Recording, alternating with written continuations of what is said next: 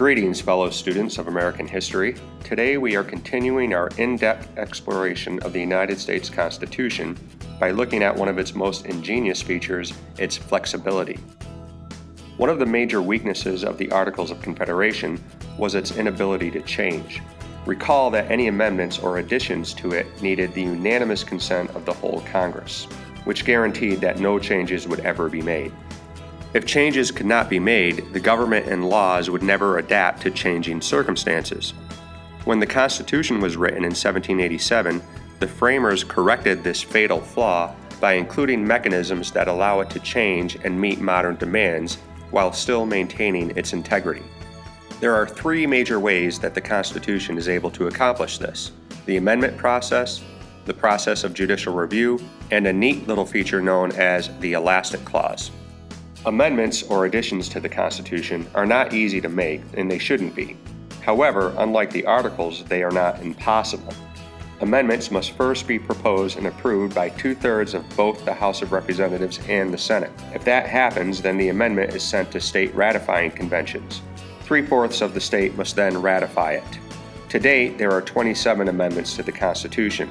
The first 10, the Bill of Rights, were added almost immediately, which means that since 1791, only 17 amendments have been ratified.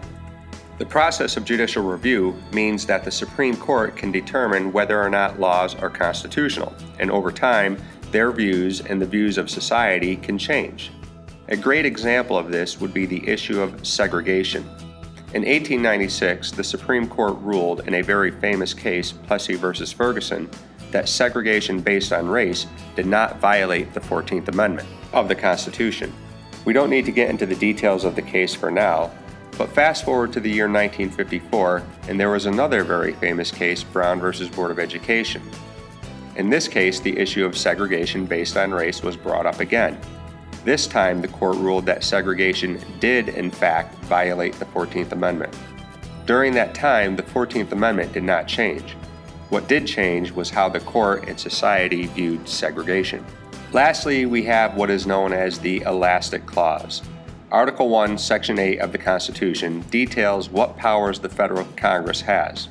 For instance, Congress can levy taxes, regulate interstate trade, coin money, and do a lot of other things. The Founding Fathers were ingenious enough to know that they could not predict the future. They realized it would be impossible to make a list that covered every type of law that the government might need to pass in the future.